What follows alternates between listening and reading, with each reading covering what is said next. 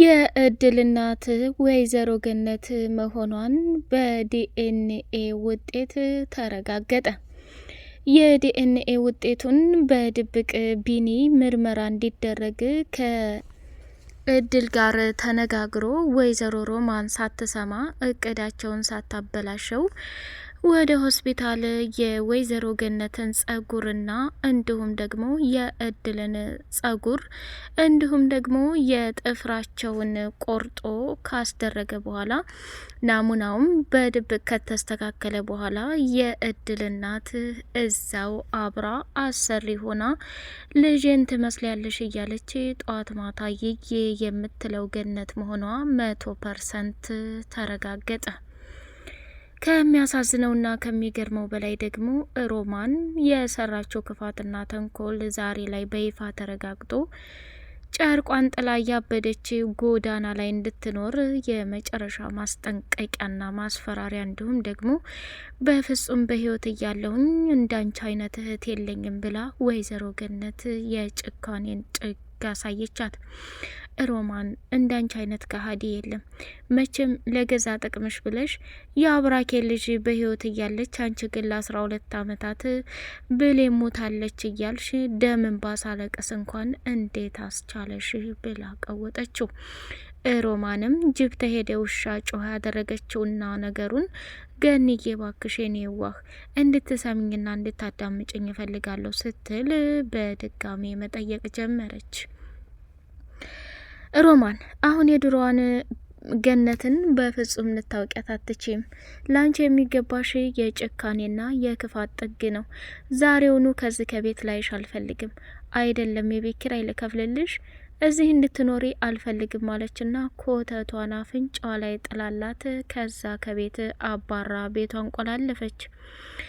ቢኒ ታሪክና አነጋጋሪ ነገር ፈጸመ።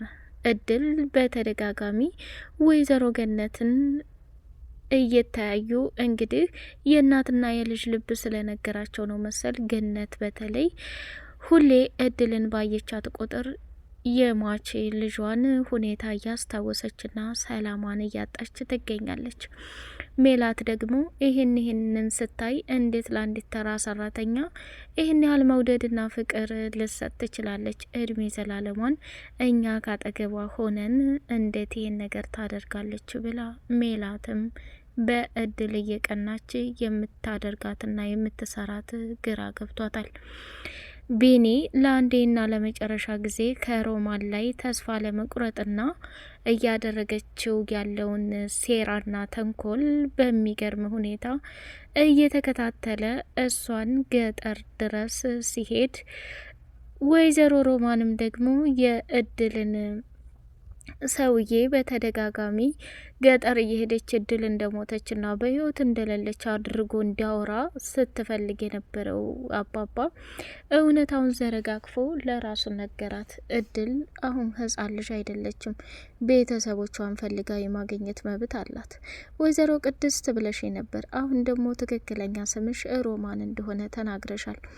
እድል የመጀመሪያ ልጇንም ባናውቅም ግን አደጋው ከመድረሱ በፊት ስሟ ማን እንደው ባላውቅም አደጋው ከደረሰና የአካባቢው ሰው አንስቶ ከምህረት ወይንም ከአባባ ሚስት ጋር አብራ መኖር ስትጀምር እድል የሚባለውን ስም አወጣችላት ብሎ አባባ በድጋሚ ለሮማን ሲነግራት ጸጉሯን ይዛ መነጫጨት ጀመረች።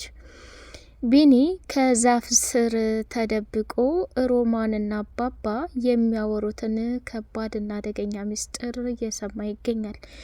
ሮማን ከአባባ ጉዳዋንና ሀሳቧን ስትጨርስ ወደ መጣችበት መንገድ አመራች።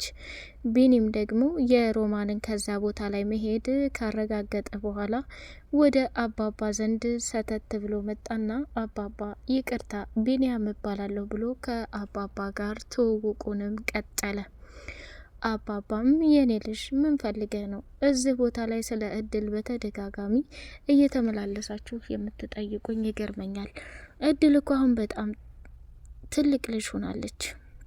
የሳኔ ግን አደጋው ከደረሰ በኋላ እንዲሁም ደግሞ በህይወት የለችም ተብላ እየፈለጓት የነበሯት አንዲት አክስት ብቻ ነበረች። በዛ ላይ ደግሞ በጣም ማስታወስ ያቃታት ሴትዮ እስካሁን ድረስ ከእድል ጋር ያደገችው እናቷ ወደ ከተማ ይዛት ሄዳለች። እድል ማለት ይችናት ብሎ አባባም እውነታውን ፍርጥርጥ ካደረገ በኋላ ቢኒም ወደ ቤት ተመለሰና ሮማን የሰራችውን ተንኮልና ሴራ ሳያጋልጥም ይህን ነገር ሳትቀርመኝ ከእድልና ከማሚ የሆነ ናሙና ወስጄ የዲኤንኤ ምርመራ ካደረግኩኝ በኋላ ሁለታቸውንም ሰርፕራይዝ ማድረግ እፈልጋለሁ ብሎ ወሰነ። ሰላም የደሴው አርግ ቤተሰቦች፣ እጅግ በጣም ልብ አንጠልጣይ የሆነው የእድል ድራማ እንደቀጠለ ይገኛል። ቻናሉን ላይክ፣ ሰብስክራይብ እያደረጋችሁ እስከ ቪዲዮ ፍጻሜ ድረስ አብራችሁን ቆዩ። ለምታበረታቱኝና መልካምና ጥሩ ሀሳብ ለምትሰጡኝም በጣም አመሰግናለሁ። ቪዲዮውን በውስጥ እንግዲህ አንዳንድ ነገሮች እድል ከሚባለው በላይ ራሷን መቆጣጠር ቢያቅታትም የሜላት ስድብና እንዲሁም ደግሞ ሜላት ደስ የማይል ነገር እያደረገችባት ትገኛለች። ከሚባለው በላይ መስዋዕትነትና ዋጋ ከፍላ የወይዘሮ ገነት ደግነትና የቢኒያም መልካምነት እዛ ቤት እድልን እንዲያስቀምጣት አስገድዷታል። ሮማን በተደጋጋሚ እድልን የእናትሽን ፎቶ አሳየኝ ብላ ስታጨናንቃት እድልም ለአንዴና ለመጨረሻ ጊዜ ቤቱን ለቃ ልትወጣ ኮተቷን ሰብስባ ስትወጣ እችን ቆንጅዬ አርጋ የወለደችሽን እናትሽን እስኪ ፎቶ አሳይ ብላ ድጋሜ ጠየቀቻት። እድልም ስልኳን ከፈተችና ፎቶግራፉን ስታሳያት ሮማን ድብን ብላ ራሷን ስታ ወደ ሆስፒታል ይዘዋት ሄዱ። ገነትም በጣም አዘነችና ሮሚ ቆይ ምን ሆነሽ ነው? እድል ያደረገችሽ ነገር አለ? በሰዓቱ አንቺ ራስሽን ስተሽ ስትወርቂ ያገኘሁሽ ሳሎን ነበር። ምንድነው የተፈጠረው? እህቴ የሆንሽውን ነገር ንገሪኝ እያለች ማጣደፍ ጀመረች።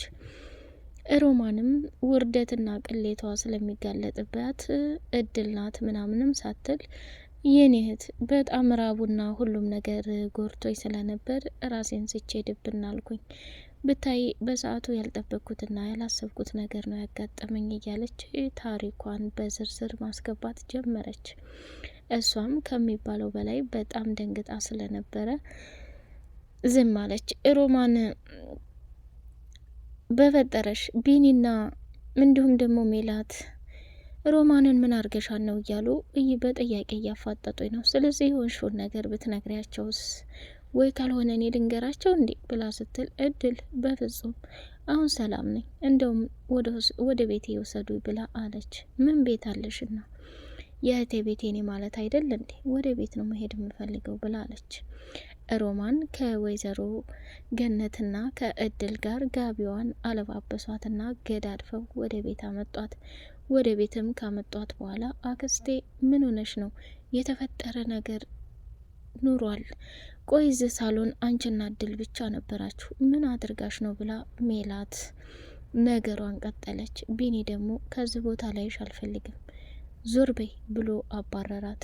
መጨረሻ ላይ ቢኒም ካጠገቧ ቁጭ አለና አክስቴ ሮማን ምን ሆነሽ ነው ንገሪኝ እውነታውን ብሎ ጠየቃት። ቢኒ እውነት አንተ ለእኔ ትጨነቃለህ፣ ታስባለህ? በሰዓቱ በጣም ደንግጬ ነበር። መጨረሻ ላይ ግን የእድልን እናት በእድል ስልክ አይተሽ እንደደነገጥሽና ራስሽን እንደሳትሽ ሰማሁ። ይብለጥ የሆነ ነገር እንዳለ መጠርጠር ጀመርኩኝ ብሎ አላት። አይኗ ፍጥጥ ብሎ ቀር። ቆይ እኔ እኮ ቢያንስ ታላቅ ነኝ፣ እንዴት ይሄን ያክል ነው ቀጥ ብለህ የምትናገረኝ? አለችው። እንዴ አንዳንዴ እኮ ባህሪያችንና ተግባራችን ብቻ ነው ሊያከብረን የሚችለው። የእድሜ መዋደል ምንም ዋጋ የለው፣ የእድሜ መተለቅ ምንም ዋጋ የለው። ዋናው ደግሞ አስተሳሰብና እንትን ነው ብሎ አላት። ወይ ጉድ! ይህን ያክል በገዛ ልጇ ስትናቅና ስትዋረድ ራሷን መቆጣጠር አቃታት። የመጨረሻውና ትልቁ ውሳኔዋ ምን ሆነ? ሮማን በድጋሚ የእድልን ስልክ ፎቶውን እንድታሳያት ጠየቀቻት። ጉድ! በጣም አምራሻለች እንዴ እኔ እናት አለችና በድጋሚ ፎቶውን በስልኳ አሳየቻት። ሮማን ከሚባለው በላይ አበደች። በይ እድልዬ አመሰግናለሁ እያስመሰለች ወደ ስራሽ መሄድ ትችያለሽ፣ ጨርሰናል ጉዳዩን አለቻት። እድልም ማሰብና መገረም ጀመረች። ሮማን ቆየ ሰው ልጅ እንዴት ይመሳሰላል? እረ ይቺው ሴት ናት። እኔ ነኝ የዛኔ እድል ለዝች ለሴት የሰጠሁት እያለች መገረምና ታሪክ አበዛች። መጨረሻ ላይ ልብሷ አለባበሰችና ከቤት ወጣች። ቢንያምም ወደ ስራ ሄዶ ነበርና ተመልሶ ሲመጣ የሮማን ሁኔታ ልክ እንዳልሆነ ግቢ ላይ አያት። ቆይ ምን ሆነሻል? የተፈጠረ ካለ ንገሪኝ እያለ መጠየቅ ጀመረ። እሷም በጣም ደነገጠችና እዚህኛ ሰፈር አካባቢ ሰው ሞቷል፣ ስለዚህ ለቅሶ ልደርስ ነው አለችው። ታዲያ ለቅሶ ቤት የሚኬደው ሻርፕ ሳይለበስ ነጠላ ሳይለበስ እንዲሁ ነው እንዴ? ለቅሶ መድረሴን እንጂ እኔ ሻርፕና ነጠላ ከመልበሴ ምን ጉዳይ አላቸው? ዛሬማ የፈለገ ይሆናል፣ እገባሽበት ገብቼ የምታደርጊውንና የምትሰሪውን ማየት አለብኝ አለና ቢኒ በከባድ ሁኔታ ስላመረረ ሮማን እንግዲህ መኪናዋን ይዛ ወደ ገጠር እነ እድል እኖሩበት ሀገር ወይንም አባባን በድጋሚ ማጣራት የምፈልገው ነገር ስላለ ጉዞዋን ቀጠለች። ቢኒም ከኋላ ተሳፈረና የሮማን የተሳፈረችበትን መኪና ተከተለው እያለ ሮማን ደረሰችበት ሀገርና አካባቢ እሱም ደረሰ።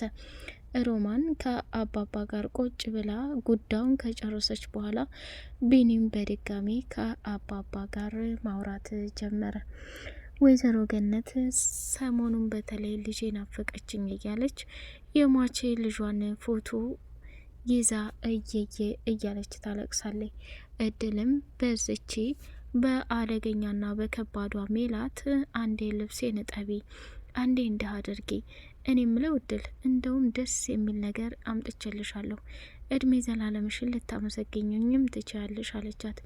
ምንድን ነው? መቼም ካንቺ ጥሩ ነገር እኮ አይገኝም አለቻት። ታይ እንጂ እንዲህማ አትፈታተኘኝ አለቻት። እሺ ወደ ጉዳዩ ግቢ አለች። ጉዳዩም በሚገርምና በሚደንቅ ሁኔታ እዚህ ቤት ከሚከፈልሽ ደሞዝ 3-4 እጥፍ የሚከፍሉሽ ጓደኞቼ ቤት ላስገባሽ፣ አንቺም ችግርሽን ታራግፍ ያለሽ፣ እኔም ከዚህ ከቤት ሰላሜን ላገኝ። አንቺ ከመጣሽ በኋላ እች እንኳን አሳዳጊ እናት የተባለችው ጠላችኝ። ቢኒያም ባይኑ ሊያየኝ አይፈልግም። ይህም ቤት ሰላሙን ያደፈረሽው አንቺ ነሽ። ከቤት ውልቅ በይ እያለች ድጋሚ መናገር ጀመረች። እድልም ተናደደችና ስሚ አንቺ ለአንዴና ለመጨረሻ ጊዜ ልንገርሽ፣ 10 ቤቴ ቤቴ ቤቴ ቤቴ አትበይ። 10 ቤቴ ቤቴ ስትይ ያንቺ ቤት እንዳልሆነ የሚያሳውቅ ነገር ነው ብላ አለቻት። ስሚ ሜላት፣ እኔ ሌላ ሰው ቤት ብሄድ ራስና ክብሬን አስጠብቃለሁ። እዚህ ቤት ግን እንደፈለግሽ እንድትሆኝ ያደረግኩሽ ማሚን በትንሹም በትልቁም አእምሯን በነገር ላለማሳበድ ፈልጌ ነው። እንዳንቺ ስራና ሁኔታ ግን እውነታውን ዘርግፍግፍ አድርጌ ከሮማን ጋር የምታደርጉትን ነገር በሙሉ ለማሚ ብነግራት በእኔ ምክንያት እንድትታመምና ችግር እንዲደርስባት አልፈልግም። ማሚን በጣም እወዳታለሁ። እዚህ ቤት ያስቀመጠኝ የማሚ መልካምነት ነው ብላ ልክ ልኳን ቀጥል አረገቻት። ልብሷን አጥባ አስጥታ ነበርና እድልም የሜላትን ልብስ እንግዲህ ልታመጣ ሄደችና መንገድ ላይ ተገናኙ።